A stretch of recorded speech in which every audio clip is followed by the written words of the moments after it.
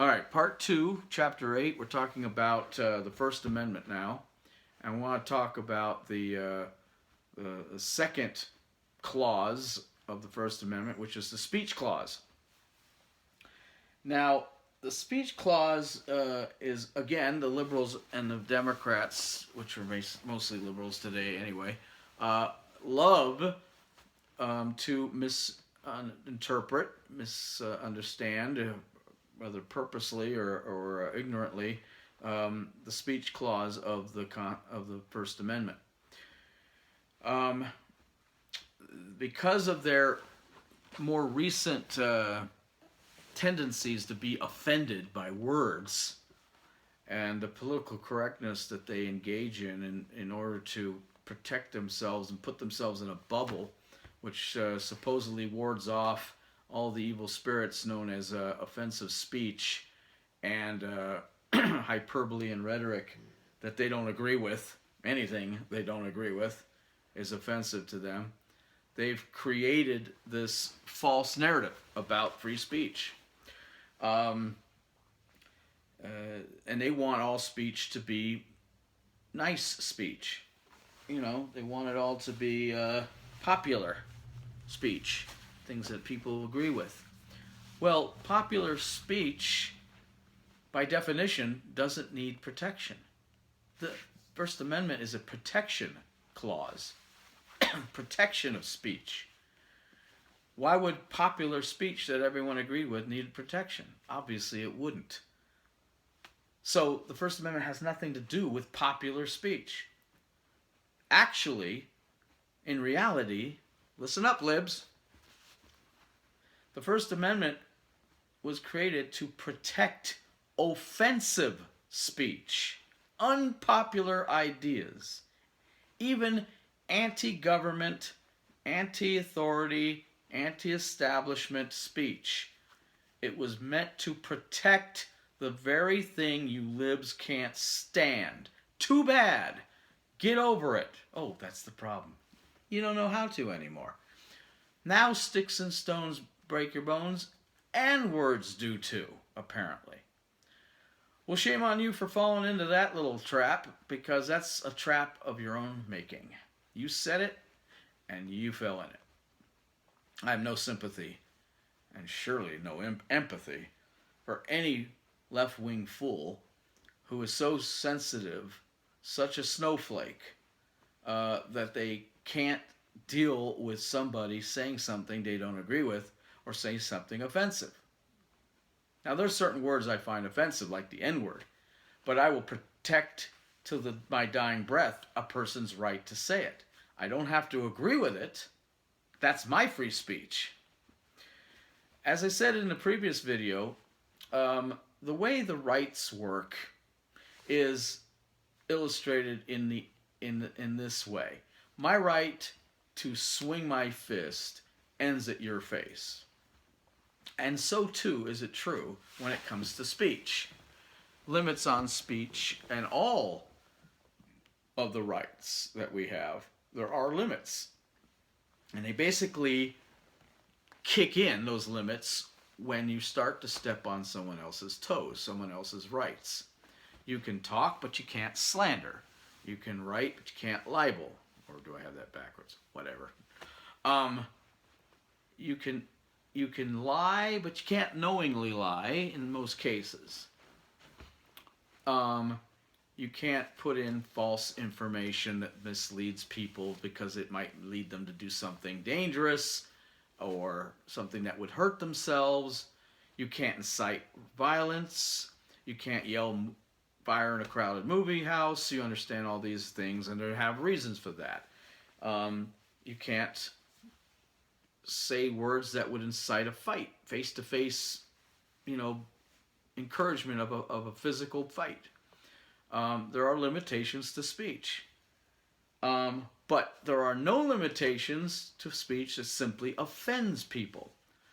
You can't have pornography in the public square, and certainly not child pornography. These are more recent limitations to free speech and to somewhat to the press. But you can say offensive words. for the most part. As long as you don't incite anything, violence for the most part, riots, sedition, which is basically inciting people to go commit treason, etc. But if I want to go out and say some nasty, disgusting, deplorable stuff out in public, nobody can stop me. No lawyer, no court, no government, nobody.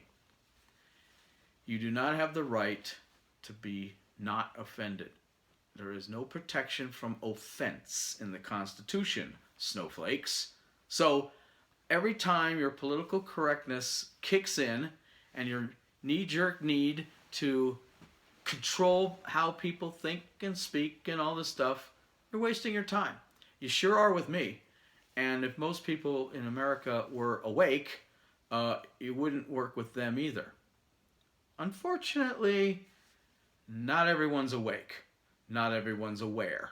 Not everyone has a pocket constitution where they can look and say, hey, that's not in there. And if it ain't in there, I know enough about the Constitution to say that if it ain't in there, no bueno. You can't do it. No good. Nothing, if it's not established, it's not enumerated, if it's not written, there's nothing you can say about it. The free speech movement in 1964 in Berkeley, basically the University of California, began as a movement to promote the very things I just mentioned. Offensive speech, anti-government speech. Remember, back then everyone was against the man. Everyone was against authority. Everyone began to become against lots of things that were out of their feeling, they were out of their control. And they rebelled. Of course, later on, when they became the man, now all of a sudden they want that control back. But back then, when they were just teenagers and young adults, they didn't feel they had the power, and therefore religion was, or free speech was the order of the day. A new understanding and awareness of free speech. And they practiced it to the end. But of course, especially in Berkeley, it got out of hand. A few years later, the sit-ins and love-ins turned violent. And Governor Reagan said, I don't care about my predecessors, but this crap is going to stop. And he sent the National Guard right there and put a halt to it because they were blocking traffic, they were inciting violence, they were doing public, creating a nuisance, they were destroying public property, all this in the name of free speech. Well, that wasn't free speech anymore. Breaking something isn't speech. As much as I hate it, flag burning is protected by free speech. It's an expression of disagreement or dislike or whatever, disenchantment with the government. And I have a right to argue it in front of the person burning the flag. I have a right to disagree with that person vehemently, but not physically. The wall between words and actions, between saying something mean, bad, what have you, and physically harming someone, to me, has always been a giant, wide gap. And in my lifetime, I've taken note throughout my life of individuals who have had the hardest time separating these two ideas. The leap from verbal abuse, verbal speech, to physical abuse is much smaller for a lot of people, especially men, but now even women, as we've blurred the lines between the two genders. Um, Bullies in school, for instance, have a big problem with this gap. They like the gap nice and close, so they can get away with hitting you if you say something they don't like. They can't take what you're saying and just give it back to you in an equal or maybe a better proportion.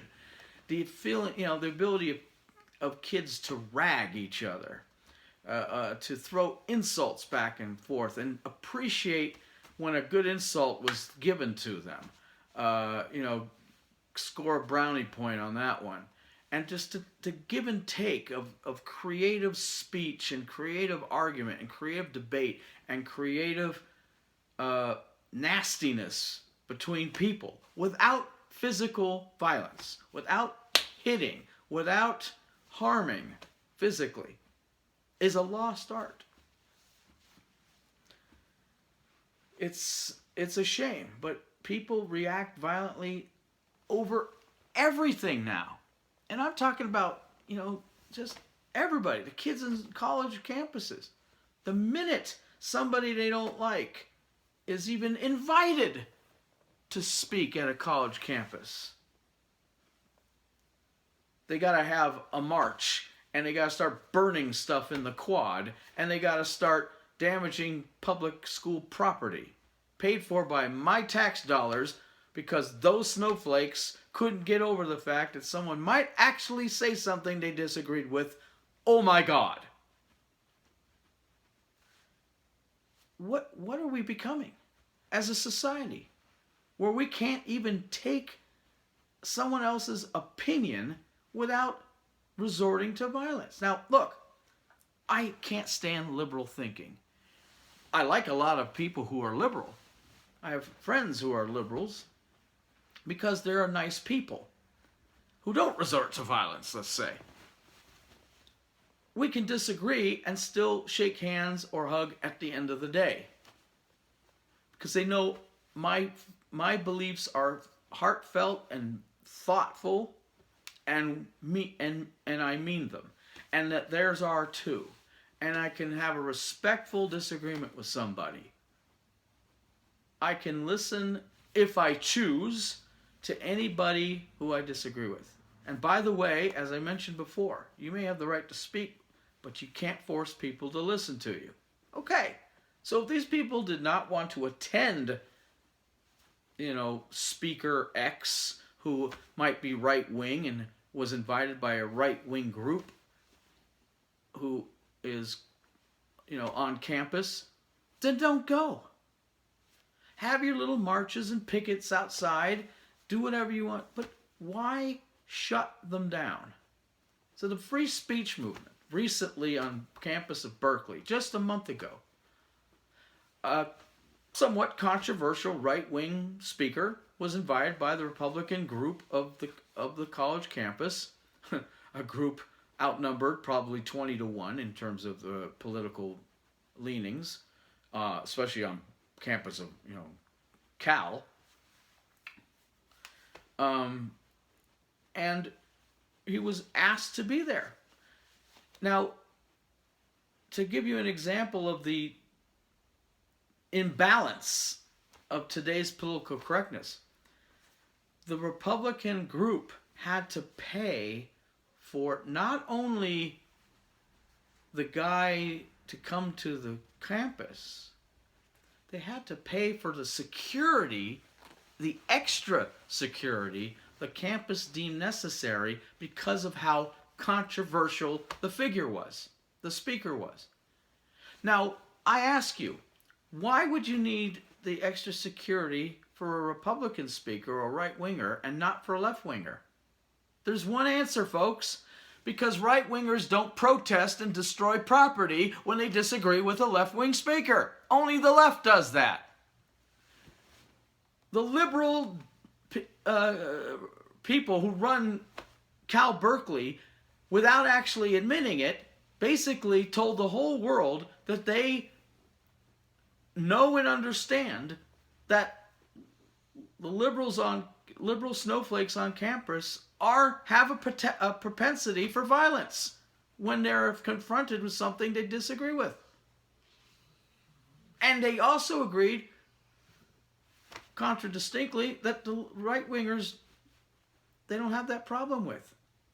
This is more a reflection on them, the liberals, than it was a reflection on the right-wing speaker or the people who wanted him there. And on top of having to pay for the extra security, I believe they also were told they had to pay for any property damage caused by liberals. Unreal. Unfair, but illustrative as all get out. Today's liberal war on speech is now run completely full circle. The year I was born, 1964, they had a free speech movement on Berkeley, allowing diversity of thought, allowing everyone to have a say if they wish to have a say. It was very important to them, as it was to the founders of our country.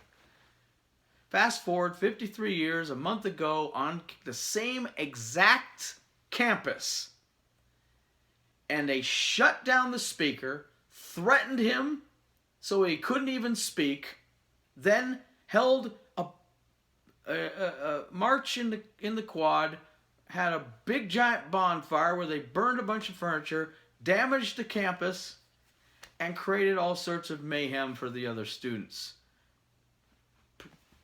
Keeping the right-wingers, the Republican student body, and this from having their speaker that they wanted, when the liberals get to have all the speakers they ever dreamed of, without problem, without extra security, without incident, that they want to have all the time.